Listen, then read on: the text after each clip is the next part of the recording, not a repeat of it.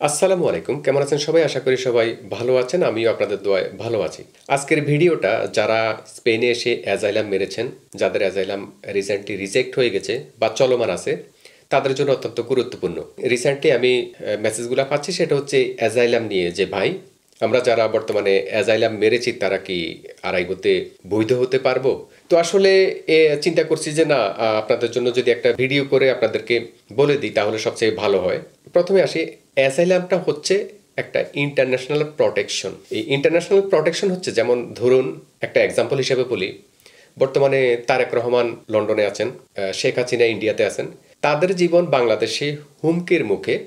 এই জন্য তারা ইন্টারন্যাশনাল বা অন্য দেশে গিয়ে পলিটিক্যাল অ্যাজাইলাম মেরেছেন। রাজনৈতিক আশ্রয়, তারা যেহেতু পলিটিক্যাল লোক, তারা রাজনৈতিক আশ্রয় চেয়েছেন যে তাদের জীবন বাংলাদেশে হুমকির মুখে। তাদের এটা, যে দেশে আছেন ওই দেশের যে গভর্নমেন্ট, ওরাও অ্যানালাইজ করে দেখছে যে অরিজিনালি তারা ভিকটিম, তাদেরকে থাকার অনুমতি দিয়েছে, ওখানে কর্ম করার অনুমতি দিয়ে দিয়েছেন। এটা বিশ্বের ম্যাক্সিমাম দেশেই দেয়। বাংলাদেশ থেকে যারা আমরা ইউরোপে ঢুকি, আমাদের প্রথম যেই স্টেপটা সেটা আসলে আমরা এখানে কিভাবে পেপার পাবো, সেজন্য আমরা প্রথমেই চুজ করে নিই হচ্ছে পলিটিক্যাল অ্যাজাইলাম বা যে কোনো ধরনের অ্যাজাইলাম।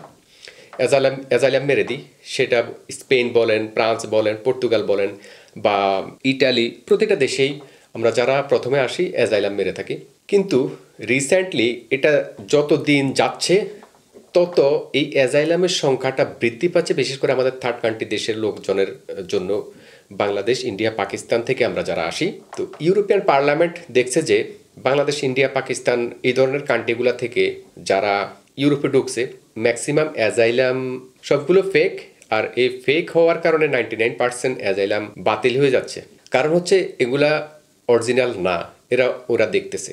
শুধুমাত্র আপনারা দেখেন সেন্ট্রাল ইউরোপের ম্যাক্সিমাম দেশগুলোতে আফগানিস্তানের লোকজন বৈধভাবে, ওদের পেপারস আছে, সব কিছু আছে, ওরা এখানে খুব ভালো অবস্থানে আছে। কারণ ইউরোপিয়ান গভর্নমেন্ট দেখেছে যে তারা আসলে অরিজিনালি ভিকটিম ছিল, তাদের অ্যাজাইলাম টিকে গেছে। কিন্তু বাংলাদেশ থেকে বা পাকিস্তান থেকে, ইন্ডিয়া থেকে যারা এসে এখানে অ্যাজাইলাম মারতেছেন, তাদের 99% পেক হওয়ার কারণে, অরিজিনাল না হওয়ার কারণে, ভিকটিম না হওয়ার কারণে অ্যাজাইলামগুলা বাতিল হয়ে যাচ্ছে। তো স্পেন সরকার অ্যাজাইলাম যারা মেরেছেন তাদেরকে, তাদের কেস বাতিল হয়ে গেলেও তাদেরকে একটা সুযোগ দিয়েছেন যে যারা স্পেনে মিনিমাম 6 মাস বৈধভাবে কাজ করেছেন, তাদেরকে 2 বছর হওয়ার পর এখানে আপনার আরাইগো ল্যাবোরালে এখানে নতুন করে বৈধ হওয়ার একটা সিস্টেম ছিল। তো এই নিয়মটা যখন পাশ হয়েছিল তখন কিন্তু স্পেনে এসে সবাই গণহারে শুধু অ্যাজাইলাম মারতো, অ্যাজাইলাম মারতো। কারণ হচ্ছে অ্যাজাইলাম যদি নাও টিকে, 2 বছর পরে সে নতুন করে আরাইগো ল্যাবোরালে পেপার জমা করতে পারবে। এই কথা ভেবে সবাই কিন্তু গণহারে অ্যাজাইলাম মারতো, গণহারে। তো একটা জিনিস আপনারা খেয়াল করবেন, আপনি যেহেতু ভুল স্টেটমেন্ট দিচ্ছেন, এটাও কিন্তু একটা অপরাধ। এটা আমি আপনাকে অপরাধী বলবো না, আমার আমার জায়গা হলে আমি নিজেও মারতাম, আমি এখানে বৈধ হওয়ার জন্য। জাস্ট মানে ওদের দিক থেকে বলছি আর কি। এটাকে আপনারা ভুলভাবে নেবেন না। অ্যাজাইলাম যে আপনারা মারতেছেন, আমি হলে আমিও মারতাম, কারণ এখানে আসার পর আমি কিভাবে বৈধ হব সেটা আমার প্রথম চিন্তাধারা থাকতো। যাই হোক, এখন ইউরোপিয়ানদের যেই চিন্তাধারা বা এখানের যারা গভর্নমেন্ট, তারা চিন্তা করছে এইটা তো এক ধরনের ভুল স্টেটমেন্ট দিয়ে ওরা ইয়ে করছে, এটা তো এক ধরনের অপরাধ। তো এই জন্যই এরা এখন অ্যাজাইলাম যারা মারতেছে তাদের বিরুদ্ধে একটু কঠোরভাবে গেছে, কঠোর অবস্থানে গেছে।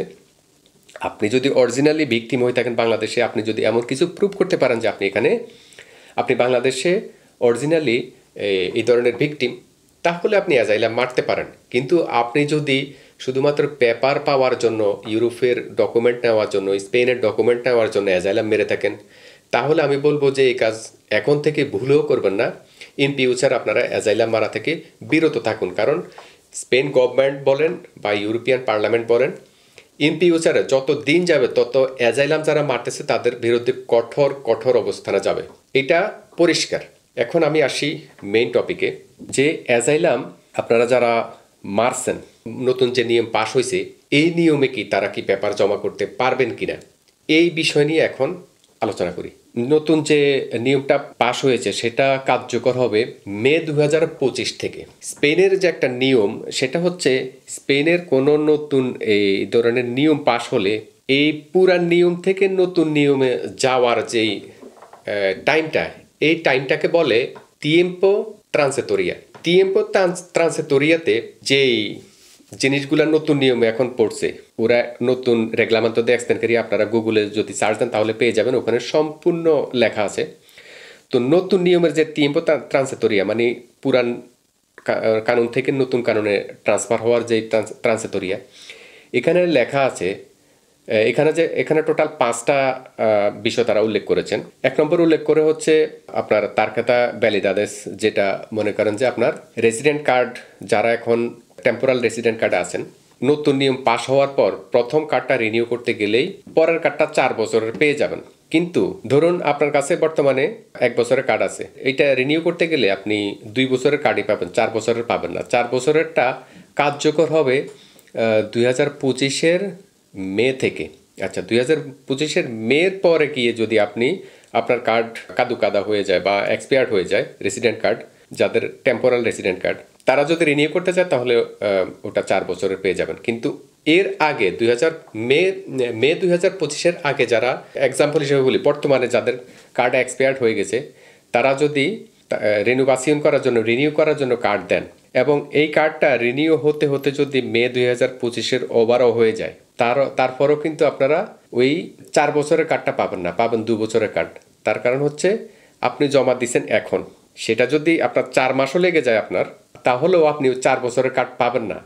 আপনি যদি কার্ড রিনিউ করার জন্য জমা দেন মে 2025-এর পরে, তাহলে আপনি নতুন যে কার্ডটা পাবেন সেটা 4 বছরের পাবেন। যাই হোক, যারা অ্যাজাইলাম মেরেছেন এবং আপনাদের অ্যাজাইলাম রিজেক্ট হয়ে গেছে, দেনেগাদা হয়ে গেছে, তাদের 6 মাস পর গনে ধরেন আপনি আজকে আপনার অ্যাজাইলাম রিজেক্ট হয়ে গেছে, আজকে থেকে আপনি 6 মাস গুনবেন। যেমন এখন ডিসেম্বর, জানুয়ারি, ফেব্রুয়ারি, মার্চ, এপ্রিল, মের পরে গিয়ে আপনি যে কোনো আড়াইগোতে পেপার জমা করতে পারবেন, কোনো সমস্যা নেই। এখন আপনাদেরকে বোঝার স্বার্থে আমি বলছি, ধরেন আমার কাছে আমি এই তারকেতা রোখা আছে, আমার কাছে তারকেতা রোখা বা তারকেতা ব্লাঙ্কো, এই তারকেতা রোখাটা আজকেই আমার ক্যান্সেল হয়ে গেছে। আজকে আমার ক্যান্সেল হয়ে যাওয়ার পরে আমি কোনো প্রকার আপিল করব না, আমি আজ থেকে 6 মাস গুনবো। 6 মাস পরে যে কোনো প্রকার আড়াইগোতে পেপার জমা করতে পারবো। তবে হ্যাঁ, টার্মস অ্যান্ড কন্ডিশন আছে, সেটা হচ্ছে আপনার 2 বছর হতে হবে, স্পেনে পাদ্রনের বয়স 2 বছর হতে হবে, তারপর আপনি পারবেন। আচ্ছা, এখন ওই যে tiempo transitoria কেন বলছি, 2026 সাল পর্যন্ত, 2026-এর মে পর্যন্ত, মানে যেহেতু 2025-এর মেতে এটা পাস হয়েছে, এটা কার্যকর হবে, তো 2025-এর মে থেকে 2026-এর মে 1 বছর হচ্ছে tiempo transitoria।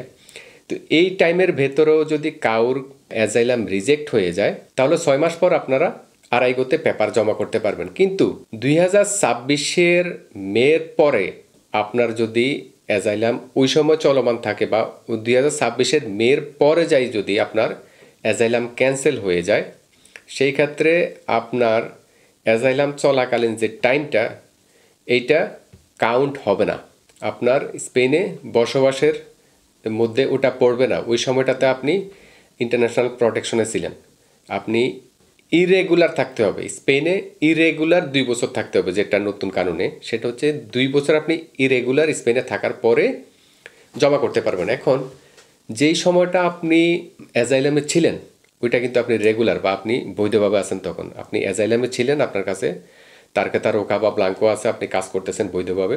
এরপরে গিয়ে যেই পর্যন্ত আপনার এটা রিজেক্ট না হবে, ক্যান্সেল না হবে, ওই পর্যন্ত আপনি বৈধভাবে ছিলেন এবং ওই টাইমটা রিজেক্ট হওয়ার পরে আপনার ওই টাইমটা কোনো প্রকার আড়াইগোতে কাউন্ট হবে না।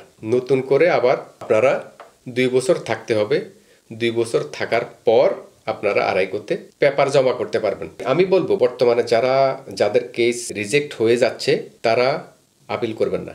রিজেক্ট হয়ে গেছে, অপেক্ষা করুন, 6 মাস অপেক্ষা করুন, 6 মাস পরে নতুন নিয়মে পেপার জমা করতে পারবেন, কোনো সমস্যা নেই। এখন অনেক ভাই বলছে আমাকে, আমরা যে অ্যাজাইলাম মেরেছি, এখন আমরা এটা ক্যান্সেল করতে চাই। ওটা করলেও বিপদ আছে ভাই, আপনার একজনের কারণে আসলে 10 জনের বিপদ নিয়ে আসবেন না। যেহেতু আপনি ওখানে স্টেটমেন্ট দিয়েছেন যে আপনি বাংলাদেশে অনিরাপদ, আবার গিয়ে ওখানে বলবেন যে আমি বাংলাদেশে অনিরাপদ না, আমি আসলে ঠিক আছে, আমি আমার কেসটা উইথড্র করতে চাই, দেনাগাদা করতে চাই বা ক্যান্সেল করতে চাই, তাহলে ওরা পুরাই ক্লিয়ার হয়ে যাবে যে আপনি আসলে স্পেনে বৈধ হওয়ার জন্যই আসলে অ্যাজাইলামটা মেরেছেন, তখন কিন্তু ওরা নেগেটিভ কিছু চিন্তাভাবনা করে আপনাকে আপনার আপনার বিরুদ্ধে আরও কঠিন অবস্থানেও যেতে পারে। যেটা আমি আমার পার্সোনাল মতামত থেকে বলছি, সেটা আসলে আপনার ব্যাপার। এটা আমার পার্সোনাল অপিনিয়ন যে আপনারা যারা অ্যাজাইলাম মেরেছেন, অনেকেই আমাকে বলছে ভাই কোনো প্রকারে কি এখন এই আমাদের এই অ্যাজাইলামটা উইথড্র করা যায় কিনা বা ক্যান্সেল করা যায় কিনা, এখন কি করার। তো আমি বলবো যে যেটা মেরেছেন সেটাকে গিয়ে আবার ওখানে গিয়ে যদি বলেন যে আমি আসলে আমার এই কেসটা রাখতে চাই না বা আমি আমার কেসটা উইথড্র করলাম, এটা ক্যান্সেল করতে চাই, তাহলে আরও বিপদ হওয়ার সম্ভাবনা আছে। যাদের কেস দেনাগাদা হয়ে গেছে বা যাদের রিজেক্ট হয়ে গেছে তারা আর আপিল করবেন না। আর যারা করে ফেলেছেন তারা এইভাবে থাকেন। নতুন আইন পাশ হওয়ার পরে সলিউশন আস্তে আস্তে বের হয়ে যাবে। তবে কেস যারা মেরেছেন তারা আর উইথড্র করতে গেলে আরও বিপদ হতে পারে। যারা অ্যাসাইলাম মেরেছেন তাদেরকে আমি বলবো যে যাদের রিসেন্টলি আপনাদের অ্যাসাইলাম ক্যান্সেল হয়ে গেছে তাদের কোনো সমস্যা নাই, 6 মাস অপেক্ষা করুন, 2 বছর হওয়ার পর পেপার জমা করতে পারবেন। তবে আপনার 2 বছর পাদনের বয়স হতে হবে। আজকের মতো এই পর্যন্তই। সবাই ভালো থাকবেন। আল্লাহ হাফেজ।